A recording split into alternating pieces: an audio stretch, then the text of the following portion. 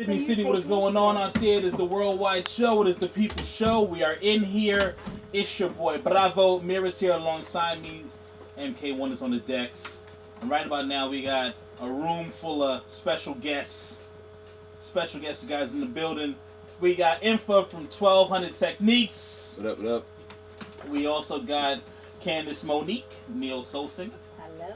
Out of Melbourne. Can we hear you guys? Guys, talk right into the mic. There we go. So you guys are out here. You guys are representing for the Our Soul. Is that right? That's correct. Our Soul show tomorrow night. Or is it tomorrow night or tomorrow day? Yeah, Tomorrow. Tomorrow night. So it's going down. It's going to be a whole bunch of dope artists. And we have a couple of the dope artists in here tonight. So what's good? What's good? Are we up? Are we ready? Yeah, man. Alright. Yeah, excited. Really excited to see it start off in Sydney. So Candace, tell us a little bit about you. Because everybody knows about Info. So tell us about Everybody Candace. needs to know about Candace. Well, where do I start? Do you want to go right back to the very, very beginning, or you just want to know where I'm Please. at now? No, Well, I actually did just give us a a little good. bit of the beginning, only because maybe Sydney needs to know. Okay. Well, I fell into music by accident. I was actually trained as a ballet dancer for most of my childhood. Right. And I pretty much studied every performing art other than music. Never learned an instrument, never took singing lessons, and wrote a lot of poetry as a bit of a stress release during uni, and somehow that landed me singing.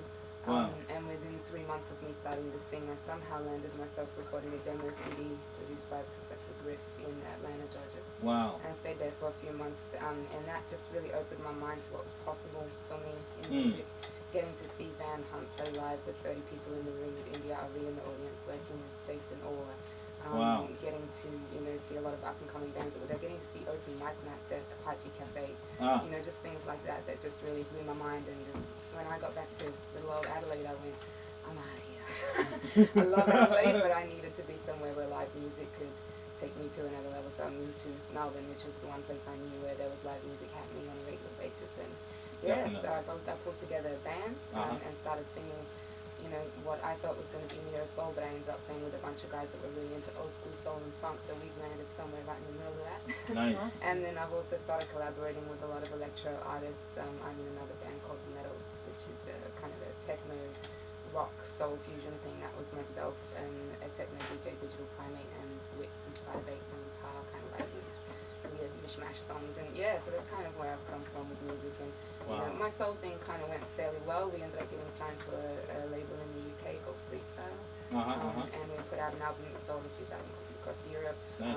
Which was kind of cool for us, even though we didn't really get to see any of it. It was all kind of happening online. It was a bit surreal, being so separated. But When did you guys land the deal? the Freestyle deal, that was 2010, and it was 2 years after we independently released that album, so they picked it up and then released it. Nice. So we had put that out ourselves 2 years beforehand, and when they heard it, the connection came through my drummer, who is working, cooking on 3 burners, who also signed a Freestyle. And he played it to the guys, Danny and the guys down at Freestyle, and it was on. So. I loved it. Yeah. Have you guys gigged over there yet? Not yet, no. We're hoping to get over there with the second album. We're going to put out probably a single first and then the full album, and then hopefully try and do a bit of touring over there. We'll see what happens. So, That'll be dope, man. So you mentioned that you work with Professor Griff. Yes. Now, Professor Griff is known for being controversial, to say the least. Absolutely. How did you find working with him on a personal level? Did you find him talk about the Illuminati? Yeah. And I'm just saying, I gotta ask. It opened my mind to a lot of things. His house was a library at the time. As I was just saying to Mirrah before, unfortunately his house burned down last year, and I this heard about that. amazing collection of literature that he had is all gone. Wow. But I saw things and got to read things and was exposed to things that I just never would have seen Wow. in Adelaide or Melbourne. Just him taking me to the Black History Museum, me being there in the room while he was being interviewed and getting questioned about the statements that he made about Jewish people that got him ousted from Public Enemy, and then hearing his side of the story after the interview was finished, Of course, there's things always like that. two sides of the story. Absolutely, and it was, I won't go into too many personal details for him, but, there's a whole other side to that man. He can be quite jovial and, you know, fun, and he jokes around a lot. He plays a lot of pranks, and he's a funny dude, you know. Wow. Like and you know they used to call him the Smoothie King. Because he was right into, like, you know, juices and smoothies, and, you know, he's just got this whole other side to him that's just, it's not quite that serious conspiracy theorist that you see Real on militant YouTube videos. Yeah, but at the same time, he's very community minded, and he you know, he taught women self-defense classes. He felt that was a really good way for him to empower women in his community. He works with a lot of university students who are, you know, majoring in African American studies that, you know, will come to him for assistance with assignments and learning and research, and he'll allow them access to their library and help them with things. And, you know, I got to see all of that, you know, Wow. and a lot of people don't see that side. And That's And awesome. I think the most important thing is that here we are having someone that have had experience with Professor Rick, but at the end of the day, he had interest in you as an artist. He believed in you as an artist, as a female of a different race, of a different culture, and especially as an Australian woman. yeah. You know, and I think that's what's to be praised, that you did that on your own. Besides it being Professor Rick, you still did it on your own. I was very intimidating. It was very Of course. intimidating. See, I was only just 21 at the time. And yeah, you know, but like I said, it just opened my mind to so much that was possible for me in music. And I guess I felt, you know, coming back here, I was like, okay. a lot more focus. Got to up the game. You gotta know? turn up a few notches, man. Yeah. Well, you know, I guess, you know, he took to you because, you know, real recognizes real. And speaking about real, we got a real legend here. Can we call you a legend? No, Yes. I'm calling you a legend. I'm never near a legend. 1200 Techniques. You guys have put in a lot of work. Uh, And then as a solo artist, you've also put in work, right? Infa's in the building. He's performing tomorrow.